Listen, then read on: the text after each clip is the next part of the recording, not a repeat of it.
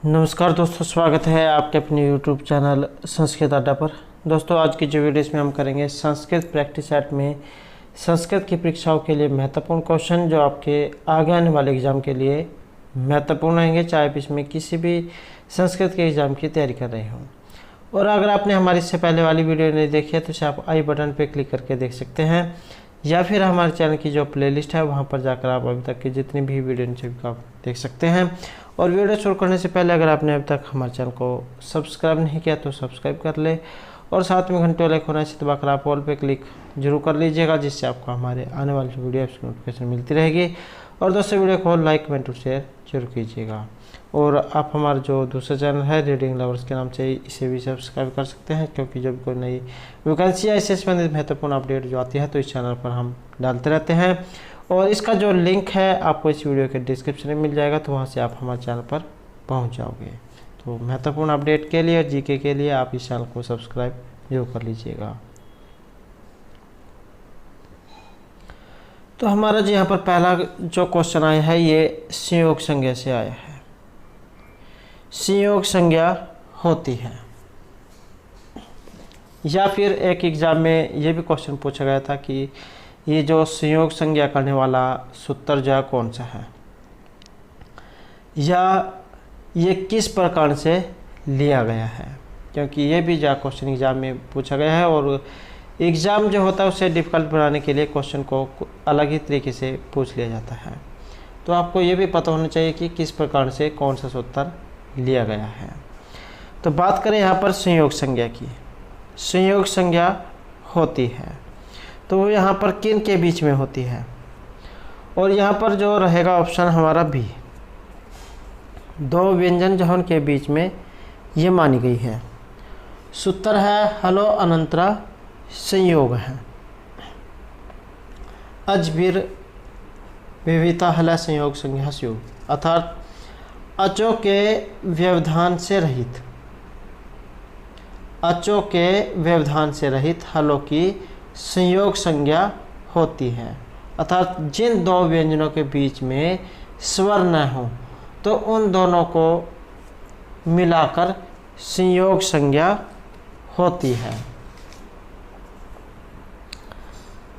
तो दो व्यंजन जो उनके मध्य में यहाँ पर माना गया है, और सूत्र है आपका हलो अंतर संयोग है, और संज्ञा प्रकार जो है वहाँ से ये लिया गया है। नेक्स्ट हमारे यहाँ पर अधोलिखिता नाम कस्मिन् पदे संहिता संज्ञा प्रयुक्तः। तो इसमें यहाँ पर आया है संहिता संज्ञा वाला। अब इसके बारे में भी एग्जाम में आ सकता है कि संहिता जो संज्ञा है ये करने वाला सूत्र कौन सा है, या किस प्रकार से ये लिया गया है। परसन्निकर्ष संहिता सूत्र है जो संहिता संज्ञा करता है। वर्ण नाम अति संहिता सनिधि संहिता संज्ञा स्यात्, वर्णों के अत्यंत समीपता की संहिता संज्ञा होती है। तो और ये भी आपका संज्ञा प्रकरण जो उसमें से लिया गया है।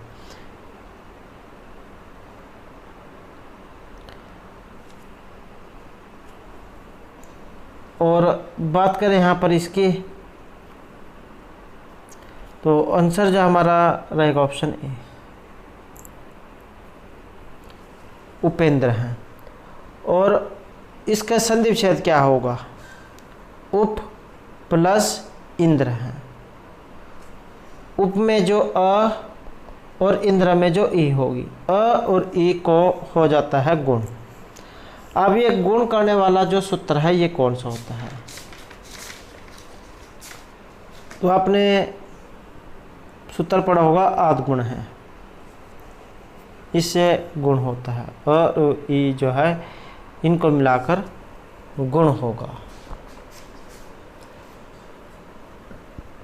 यह अन्य उदाहरण भी हैं, जैसे हरेंद्र है, हर प्लस इंद्र है। चंद्रेश है, चंद्र प्लस ईश है। परेश है, पर प्लस ईश है। महेंद्र है, महा प्लस इंद्र है। जन्म उत्सव है, जन्म प्लस उत्सव है। सूर्योदय है, सूर्य प्लस उदय है। तो इन सभी में गुण हुआ है। नेक्स्ट है हमारे यहाँ पर स्वर्ण संज्ञा वाला, स्वर्ण संज्ञा होती है, और ये जो यहाँ पर स्वर्ण संज्ञा वाला जो आया है इसका सूत्र कौन सा है, या इसमें भी कहाँ से ये लिया गया है। तो स्वर्ण संज्ञा की बात करें तो इसमें रहेगा ऑप्शन डी हमारा, तुलस्य प्रतनम स्वर्णम, ये सूत्र है, संज्ञा प्रकरण में से ये लिया गया है। और ये क्या करता है, तालु आदि स्थान और अभ्यंतर प्रयत्न, ये दोनों जिस जिस वर्ण के समान हो वे वर्ण परस्पर स्वर्ण संज्ञा वाले हों। तो संज्ञा प्रकरण से ये लिया गया है, तुलस्य प्रतनम स्वर्णम सूत्र है जो आपका स्वर्ण संज्ञा करता है।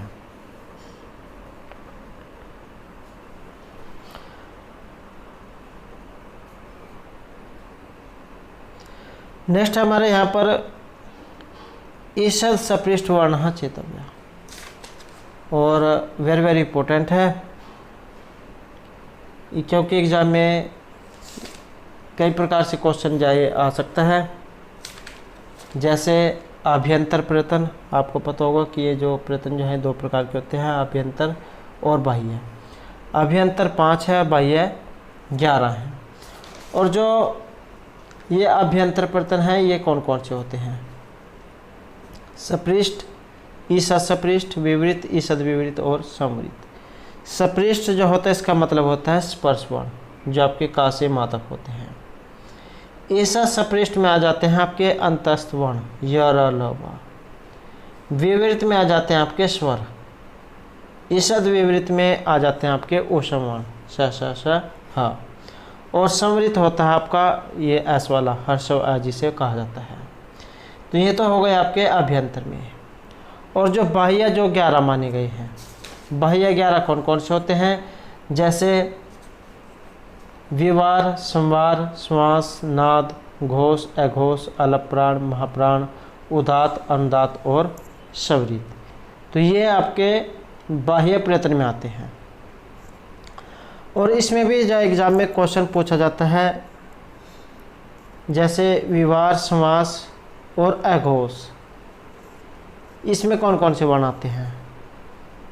तो इसमें आएगा आपके पहला और दूसरा वर्ण क ख च छ और उषम वर्ण। दूसरा आपका संवार, नाद और घोष है, इसमें आएगा आपका तीसरा, चौथा और पांचवा वर्ण। और अंतस्थ वर्ण य र ल व। अलप्राण इसमें आ जाता आपका पहला, तीसरा और पांचवा अक्षर और अंतस्थ वर्ण। उसके बाद महाप्राण है, महाप्राण में आ जाता है आपके दूसरा और चौथा और उषम वर्ण। उदात, अनुदात और सवरित आप जानते हैं स्वर जा इसमें आते हैं। और बात करें इसकी जो यहाँ पर ईषद सपृष्ठ ये दिया गया है, तो ईषद सपृष्ठ जो है इसमें आपके अंतस्थ जो वर्ण हैं वे आ जाते हैं। तो यहाँ पर जो हमारा सी आंसर है ऑप्शन रहेगा बी।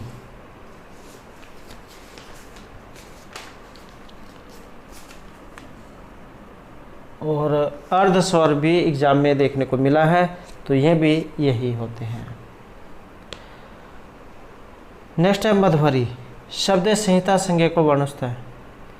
यहाँ पर संहिता संज्ञा करने वाला जो वर्ण है इनमें कौन सा है, मध्वरी।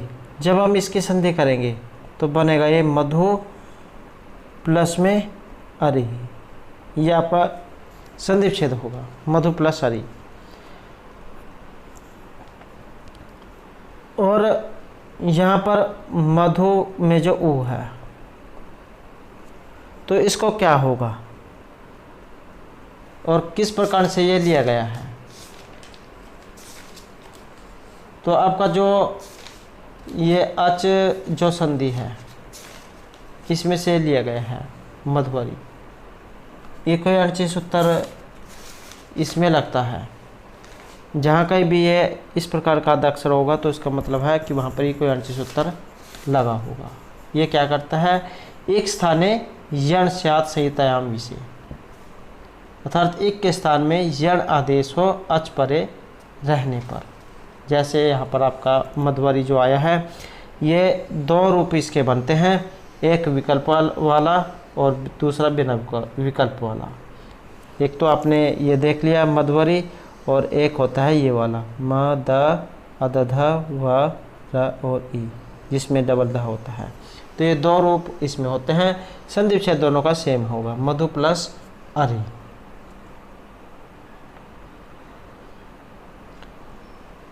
और जहाँ पर द्वित्व होगा तो ये वाला रूप बनेगा, और द्वित्व के अभाव में ये वाला रूप बनेगा।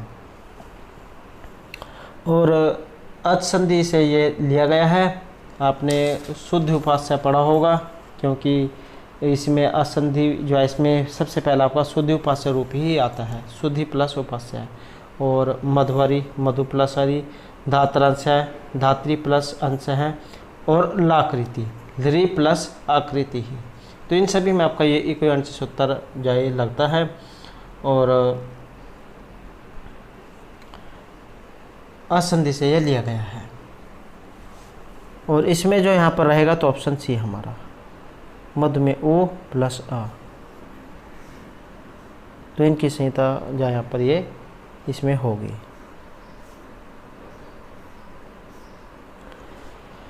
नेक्स्ट है अजबीर वहिता हलय संधि। तो जैसे हमने पहले वाला जो सूत्र आया था, जो आपके ये संज्ञा प्रकरण में से था, संयोग संज्ञा करने वाला,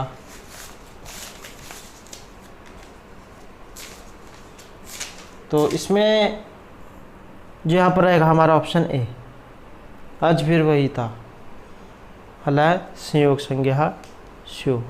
हलो अनंतरा संयोग जो सूत्र है, ये आपका यहाँ पर संयोग संज्ञा ये करेगा। चाहे एग्जाम में इसकी ये नीचे जो व्याख्या दी गई है, इसमें अजबीर हल संयोग संज्ञा स्यु, ये व्याख्या दी गई है। और सूत्र इसका हलो अनंतरा संयोग है, ये सूत्र है जो संयोग संज्ञा करता है।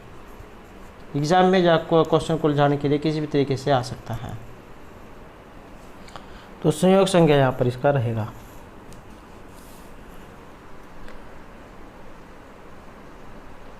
नेक्स्ट जो हमारा यहाँ पर क्वेश्चन आया लघु सिद्धांत कौमुदी से। और ये जो लघु सिद्धांत कौमुदी जो है, इनमें से इसके जो रचयिता है, इनमें से ये कौन है? लघु सिद्धांत कौमुदी के रचयिता जो है यहाँ पर ये वरदराज दीक्षित है। और ये जितने भी सिद्धांत कौमुदी जो है, सारे महर्षि पाणिनि की जो अष्टाध्यायी है, उसी के ऊपर ये सभी के लिखे गए हैं। तो सबसे पहले महर्षि पाणिनि जो है, उन्होंने अष्टाध्यायी लिखी थी, जिसमें 8 अध्याय थे, 4 पाद थे, 4000 सूत्र थे। प्रथम सूत्र था उसका वृद्धि राधेच, और लास्ट वाला था अंतिम अ और आ, ये वाला। और इसी के ऊपर फिर जो है कात्यायन जो है, इन्होंने वार्तिक लिखे थे। पतंजलि का महाभाष्य है, और रामचंद्र उनकी प्रक्रिया कौमुदी है। भट्टोजी दीक्षित का सिद्धांत कौमुदी है। और ये जो वरदराज दीक्षित जो है, इनकी लघु सिद्धांत कौमुदी है सभी की महर्षि पाणिनि के अष्टाध्यायी के ऊपर ही। अगला क्वेश्चन है पाणिनि शिक्षा विसर्गस्य उच्चारण स्थानम अस्ति। तो महर्षि पाणिनि की शिक्षा में विसर्गों का उच्चारण स्थान इनमें से कौन सा है? तो इसमें यहाँ पर रहेगा ऑप्शन सी हमारा। आपने इसमें उच्चारण स्थान पढ़े होंगे, को है विसर्जन नाम कंठ है। तो अ और कवरक, ह और विसर्ग, इनका जो उच्चारण स्थान है ये कंठ से होता है। अ को है विसर्जन नाम कंठ, इच ऐसा नाम तालु, ऋतुषा नाम मूर्धा, लृतुलसा नाम दंता, उपपद्यमान नाम ओष्ठौ, यम गणना नाम नासिका, ए दैतो कंठतालु, ओ दैतो कंठोष्ठम, और वकारस्य दंतोष्ठम, जिह्वमूलस्य जिह्वमूलम। तो इस प्रकार के ये उच्चारण स्थान है। और एक क्वेश्चन जो है यहाँ से जरूर एग्जाम में आएगा।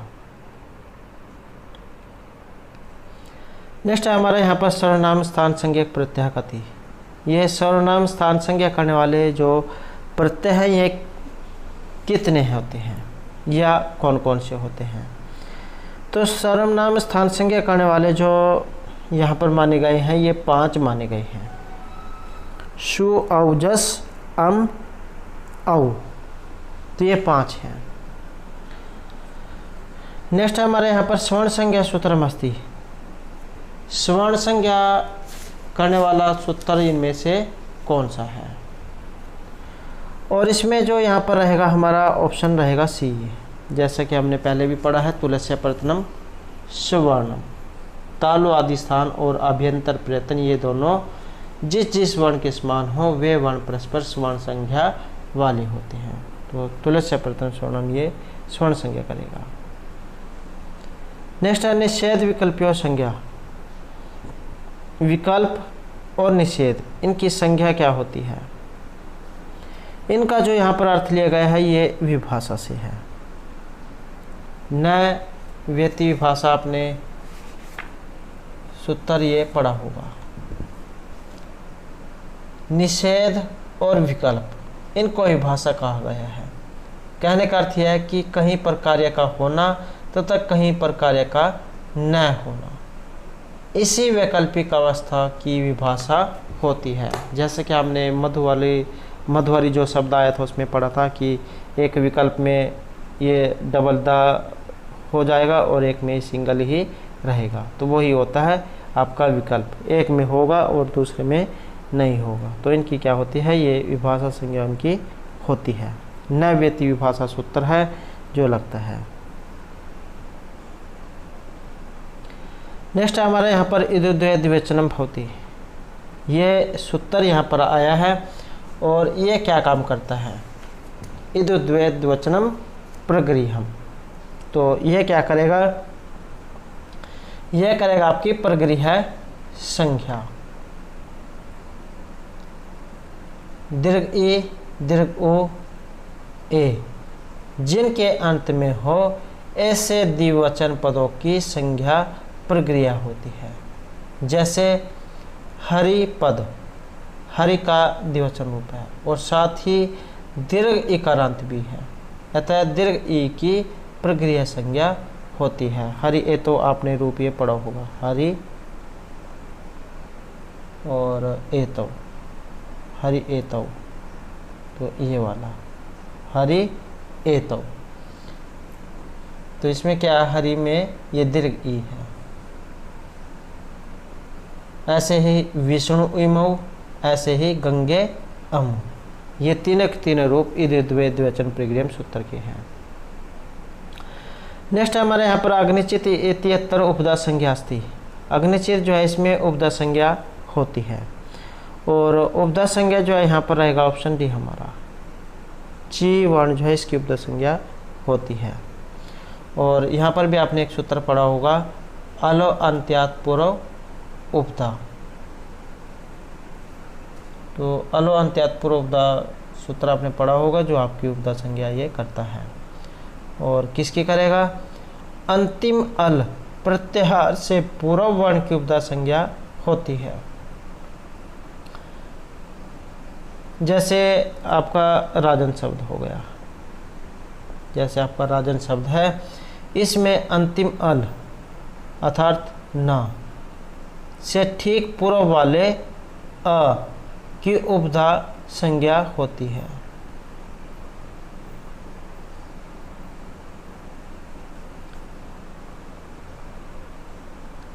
नेक्स्ट है हमारे यहाँ पर अप्रयुक्त संज्ञा। अप्रयुक्त संज्ञा होती है या फिर अप्रयुक्त संज्ञा करने वाला सूत्र। तो इसमें जो यहाँ पर रहेगा हमारा ऑप्शन ए, अप्रयुक्त संज्ञा होती है प्रत्यय की। सूत्र है अप्रयुक्त एकाल प्रत्यय है। ये क्या करता है, एक वर्ण रूप प्रत्यय की अप्रयुक्त संज्ञा होती है। जैसे आपने ये शब्द रूप बनाए होंगे राम का, तो इसमें बाद में ये सु आता है, तो इस सु में ये जो वो है इसका लोप होकर सा शेष बचता है। या ऐसे ही ती है, इसी का लोप होकर ता शेष बचता है। तो यही जो है एकाल प्रत्यय है और इन्हीं की अप्रयुक्त संज्ञा होती है।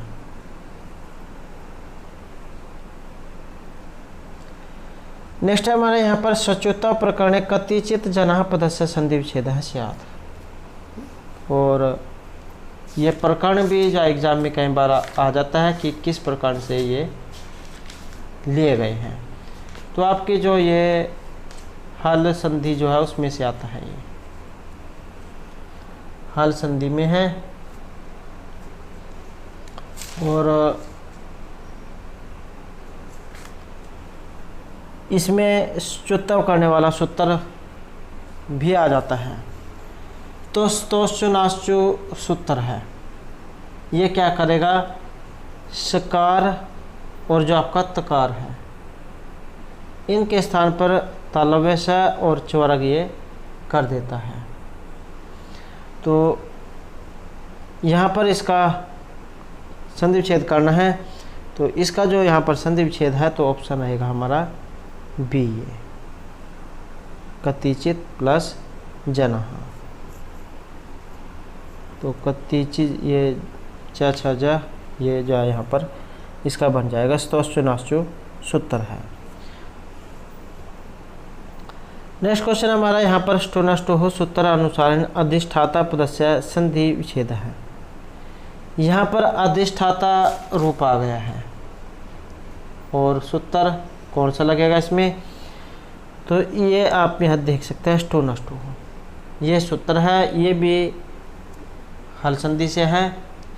स्तोश्चुनाश्चु और स्टोनास्टु दोनों भाई भाई आप कह सकते हैं क्योंकि दोनों एक समान से दिखते हैं। और यहाँ पर जो इसमें अधिष्ठाता जो आया है इसका संधि विच्छेद इसका रहेगा ऑप्शन सी में, अधिस प्लस ठाता। स्टोनास्टोह सूत्र है जिसमें लगेगा। और ये क्या काम करता है, सकार और त्वरग, ये जो सकार और जो त्वरग है इनके स्थान में ये क्या करेगा, श को कर देगा मूर्धन्य श और इस ता को कर देगा त्वरग। तो ये काम ये करता है। जैसे यहाँ पर अधिष्ठाता आया है ऐसे ही इसका उदाहरण रामष्ट है। रामष्टिकते, पेष्टक, तट्टिका, चक्रिंढोक्से, मट्टिका, अधिष्ठाता,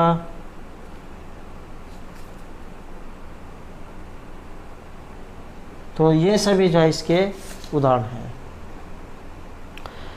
नेक्स्ट है अतिहिमम पदस्य समास विग्रह स्यात्।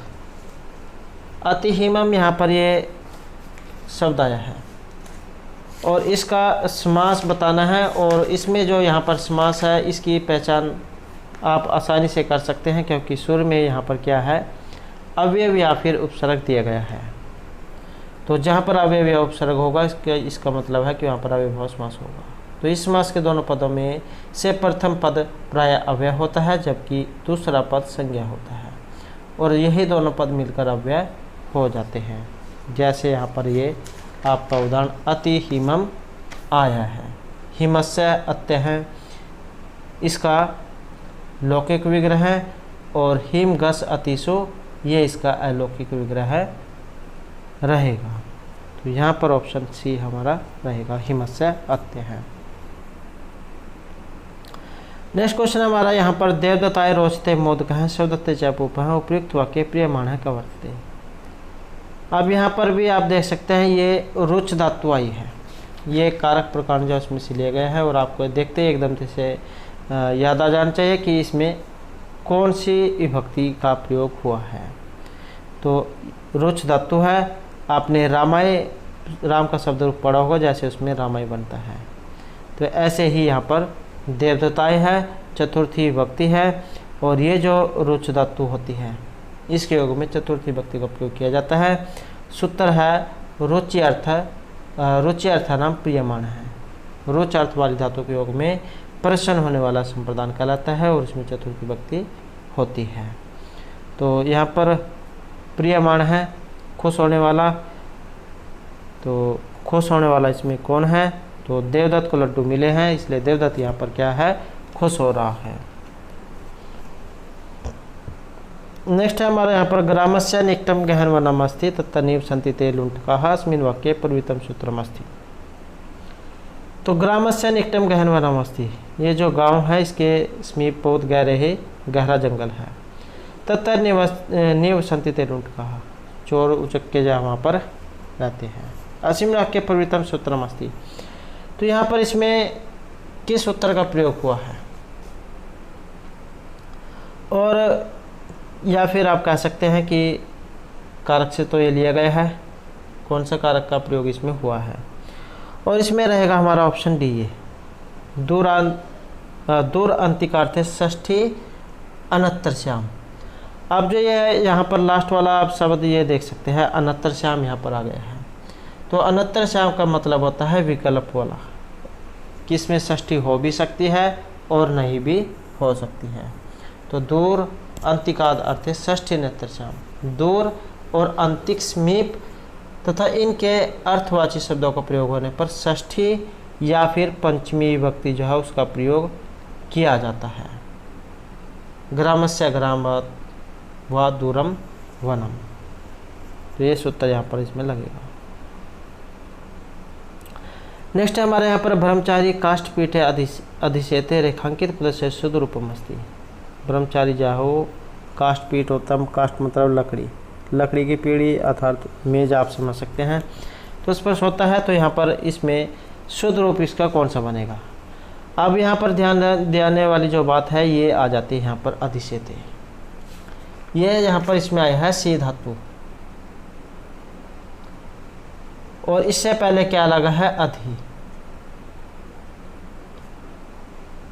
तो जहाँ पर ये लग जाता है तो उसमें द्वितीय विभक्ति हो जाती है। आपने सूत्र पढ़ा होगा अधि सिंह स्था असाम कर्म। सिंह स्था और आस धातुओं के पूर्व यदि अधि उपसर्ग लगा हो तो इन क्रियाओं का आधार कर्म हो जाता है। तो इसमें अब आप देख सकते हैं द्वितीय विभक्ति यहाँ पर कौन सी में रहेगी। जैसे रामायण है, इसमें तृतीय है, रामाय चतुर्थी है, और इसमें रामम होता है द्वितीय, रामात होता है पंचमी। तब आप इसमें अंदाज़ा लगा सकते हैं आराम से कि काष्ठपीठम जो है इसमें जो आपकी द्वितीय विभक्ति है रहेगी। नेक्स्ट है हमारे यहाँ पर लभ्यम, और इसमें प्रकृति जो प्रत्यय जो आई आपने बताना है। और प्रकृति प्रत्यय की अगर हम यहाँ पर इसमें बात करें तो इसमें रहेगा हमारा ऑप्शन ए, लभ धातु और यत प्रत्यय है। लभ्यम ये रूप इसका बनेगा। अचोयत सूत्र है, ये क्या करता है, अजंत धातु से परे भाव और कर्म अर्थ में यत प्रत्यय होता है। जैसे चे धातु है, यत प्रत्यय चेयम, ऐसे ही जी धातु यत प्रत्यय जेयम, नी का नेयम, अक्षी का अक्षयम, श्रु का श्रव्यम, लू का लवय्यम, दा का देयम।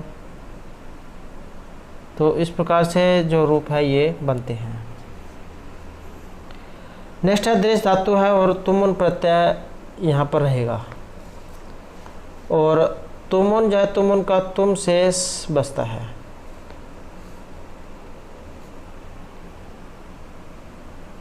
और दृश्य धातु है, दृश्य धातु और तुमुन प्रत्यय तुमुन का तुम शेष रहेगा। तो द्रष्टुम जो रूप यहाँ पर ये बनेगा। तो यहाँ पर ऑप्शन रहेगा हमारा डी। अब जो यहाँ पर इसमें देखने वाली दो बात है, एक में ये भी यहाँ पर दृष्टुम बना है, इसमें ही बना है, ये हलंत वाला हमारा सही यहाँ पर रहेगा। तो इस चीज़ का आपने ध्यान रखना है।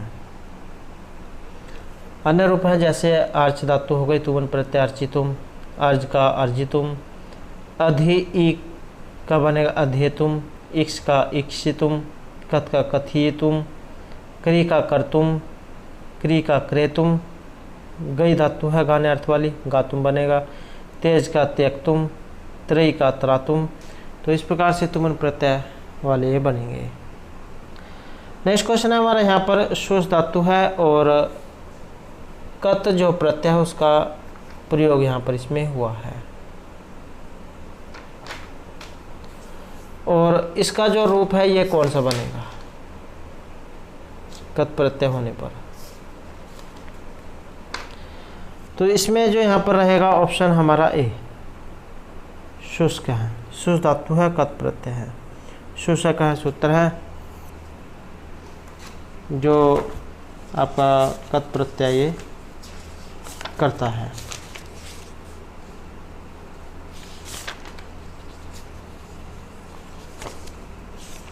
और कई बार जो एग्जाम में क्वेश्चन ये आ चुका है, और इसी से मिलता जुलता है पक्व है। पचो वह सूत्र है जिसे कत प्रत्यय होता है, पक्व रूप बनता है। ऐसे ही क्षायो में, इसमें भी क्षायो में है एक सूत्र है जिसे क्षाम है रूप बनता है।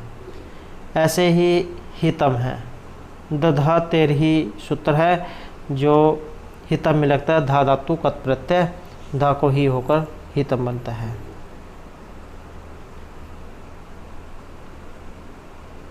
ऐसे ही रूप आपका पचंतम हो गया, पचमानम।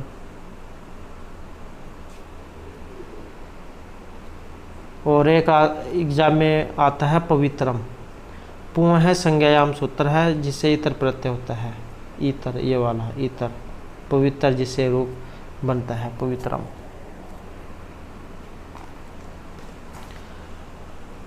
नेक्स्ट है हमारा यहाँ पर शब्द रूपेशु आत्मन है पदम अस्ति, यह आत्मा शब्द रूप है, आत्मा शब्द रूप है यहाँ पर जिसके बने हैं। और यह किस विभक्ति में बनता है, आत्मन है रूप। आत्मन है जो आपका बनेगा ये एक वचन में बनता है। वैसे जो है पंचमी में भी बनता है और षष्ठी में भी बनता है, लेकिन यहाँ पर क्या है इसमें द्विवचन दे दिए गए हैं, तो इसी कारण से यहाँ पर ऑप्शन बी हमारा ये सही आंसर हो जाएगा। वैसे आपका पंचमी और षष्ठी का एक वचन जो है इसमें आपके आत्मन है रूप ये बनता है। रूप इसके किस तरीके से बनते हैं, आत्मा आत्मानव आत्मन है, आत्मनम आत्मानव आत्मन है, आत्मना आत्मभ्याम आत्मभि, आत्मने आत्मभ्याम आत्मभ्य, आत्मन है आत्मभ्याम आत्मभ्य, आत्मन है आत्मनोह आत्मनाम, आत्मनि आत्मनोह आत्मसु। हे आत्मन, हे आत्मानव, हे आत्मन है। कुछ इस तरीके से ये इसके रूप चलते हैं। और एक जो है एग्जाम में ये सप्तमी वाला जो आ जाता है, तो आत्मनि जो है इसका रूप ये बनता है, आत्मनि ये आपका सप्तमी एक वचन का है, आत्मनि आत्मनो ये आपका द्विवचन को हो गया, और बहुवचन को हो गया आत्म आत्मसु।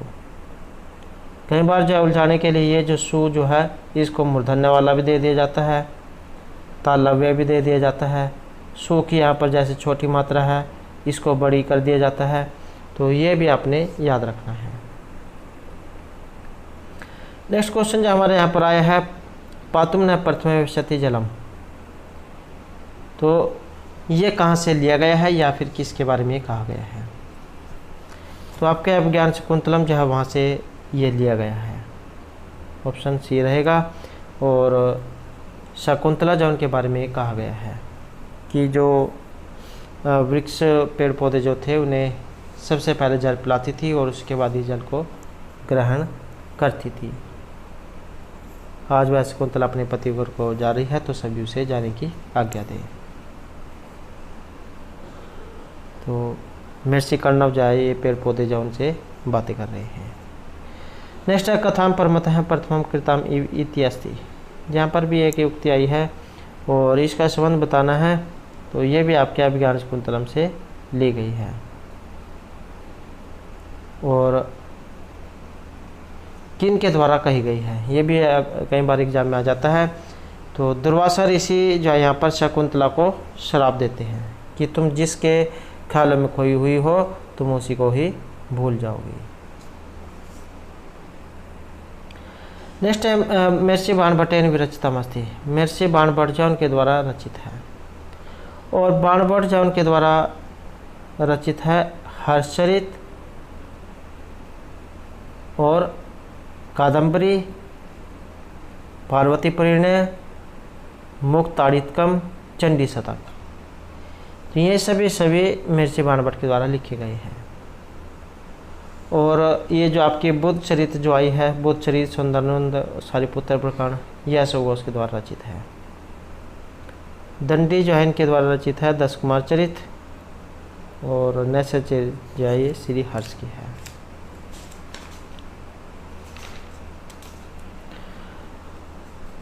नेक्स्ट क्वेश्चन है हमारा यहाँ पर, कथा अंतर्गत एक कस्य ग्रंथ से गणना होती है। कथा के अंतर्गत किस ग्रंथ के गिना जाता है? यह आप कह सकते हैं कि इनमें से कौन सा ऐसा काव्य है जिसकी जो कथा है, कथा में है, और यहाँ पर इसमें माना गया है ये कादंबरी को। तो ऑप्शन बी जो हमारा यहाँ पर इसमें रहेगा। महर्षि बाणभट्ट जो उनके द्वारा रचित आपकी कादंबरी, और काव्य विधा में जो है क्या है, कथा है। दो खंडों में बटी हुई है, पूर्वार्ध और उत्तरार्ध में।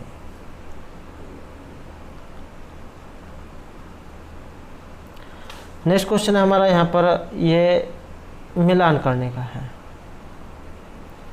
तो इसमें मिलान करने में जो हमारा यहाँ पर सी आंसर ऑप्शन रहेगा डी। तो आप इसे जो है यहाँ पर मिलान करके देख सकते हैं, और समय बचाने के लिए आप इस तरीके से कर सकते हैं। अगर आपको इसमें एक भी पता हो तो पहले आप उसी का इसमें देख लें कि किसके साथ मैच हो रहा है। अगर वही सिर्फ एक ऑप्शन है तो आप सीधे टिक कर सकते हैं, और अगर आपको लगता है कि वो नहीं है तब दूसरे को भी आप मिलान करके देख सकते हैं। तो जैसे वेणुसंहार है, यहाँ पर ये महर्षि भट्टनारायण जो इनके द्वारा रचित है, और शपन वासदत्तम महर्षि भास जो जिन्होंने 13 नाटक लिखे हैं उनमें से है। अभिज्ञान शकुंतलम महर्षि कालिदास की है, और उत्तरामचरित ये महर्षि भगवती की है। नेक्स्ट है हमारा यहाँ पर तत्रापि चतुर्थ अंक तत्र श्लोक चतुष्टयमिति युक्ति समगच्छते। तो ये उक्ति यहाँ पर आई है और किन के बारे में कही गई है?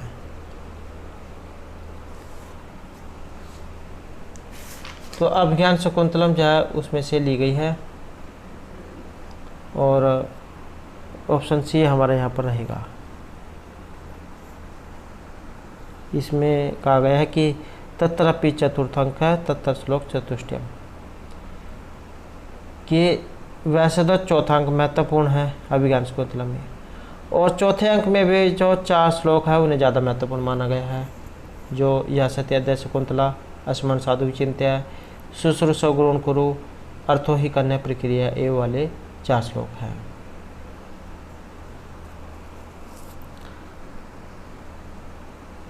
नेक्स्ट हमारा यहाँ पर भर्तृहरि के जो नीति शतक है, स्मितदा मूर्खोऽस्मीति ज्वर इव मदह में व्यवगतः से क्या तात्पर्य यहाँ पर लिया गया है?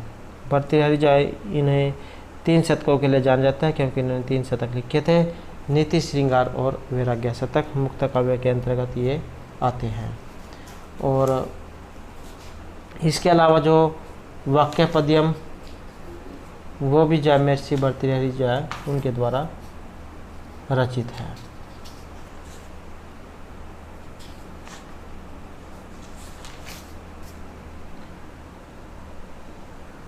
और यहाँ पर जो इसमें से आंसर है ऑप्शन आएगा हमारा डी।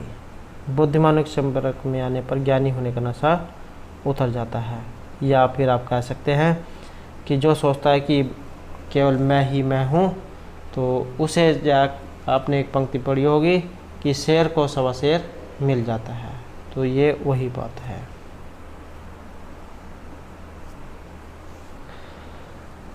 नेक्स्ट क्वेश्चन हमारे यहाँ पर अधोंकितेषु पदेषु शाकुंतलस्य प्रसिद्ध श्लोक चतुष्टयम न गण्यते।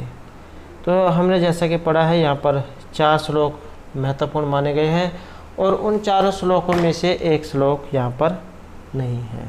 तो ये कौन सा है? और ये वाला रहेगा ऑप्शन डी में, अनघ्रातम पुष्पम। काव्येषु नाटकम रम्यम तत्र रम्य शकुंतला तत्रापि चतुर्थंक तत्र श्लोक चतुष्टयम। तो इस प्रकार का ये श्लोक है। नेक्स्ट है लोको नियमिति आत्मदशांतरेषु श्लोकांशोऽयं तिष्ठति, और इसका संबंध बताना है। तो इसका संबंध जो रहेगा आपके ऑप्शन डी में, अभिज्ञान शकुंतलम से।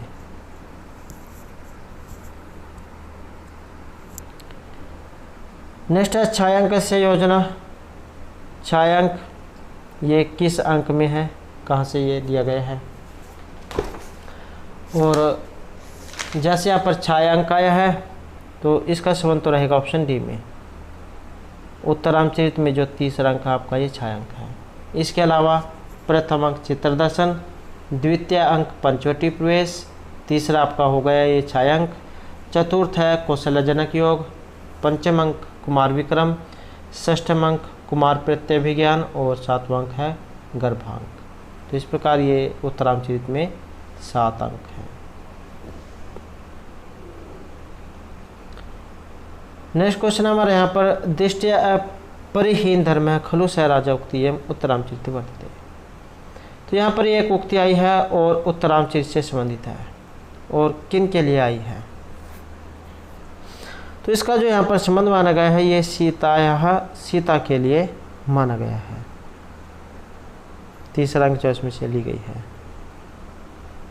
सीता जो है ये राम की बातें सुनकर उसके बाद कहती है कि भाग्य से वह राजा अभी भी धर्म से हीन नहीं है, अर्थात धर्म को जानते हैं। नेक्स्ट है कादम्बरी इति शब्दस्य प्रसिद्ध अर्थमस्ति।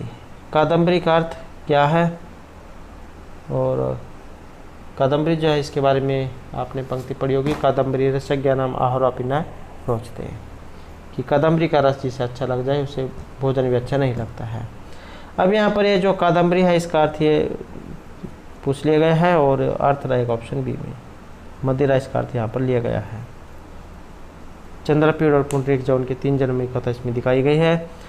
और जैसे चंद्रपीड़ है नायक, नायिका होगी कादम्बरी। पुंडरीक होगा जैसे उपनायक, और उसकी होगी महाश्वेता। नेक्स्ट क्वेश्चन हमारे यहाँ पर एक जो श्लोक आया है कि रात्रि गमिष्यति भविष्यति सुप्रभातम। तो इस प्रकार का एक श्लोक है ये। तो इसमें कोशगत द्विरेफ पदेन कवि अभिप्राय अस्ति। ये जो कोशगत द्विरेफ जो है इसका अभिप्राय आपने बताना है, और इसका जो यहाँ पर संबंध रहेगा ऑप्शन बी में, अफजल खान जो है उससे इसका संबंध है।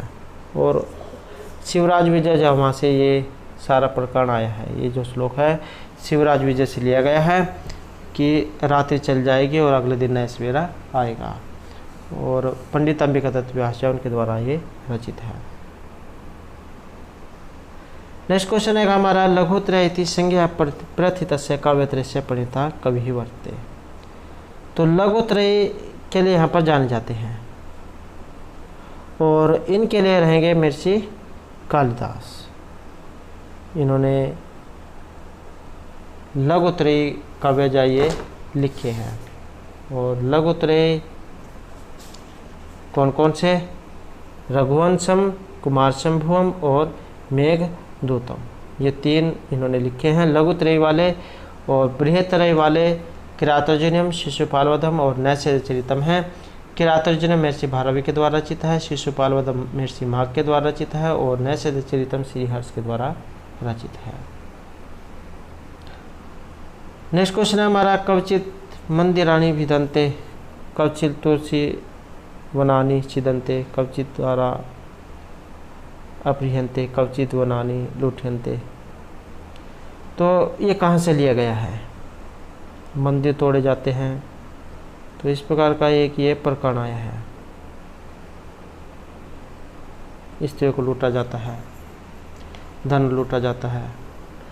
तो इस प्रकार का एक ये प्रकरण है, और शिवराज विजय जो वहाँ से ये लिया गया है।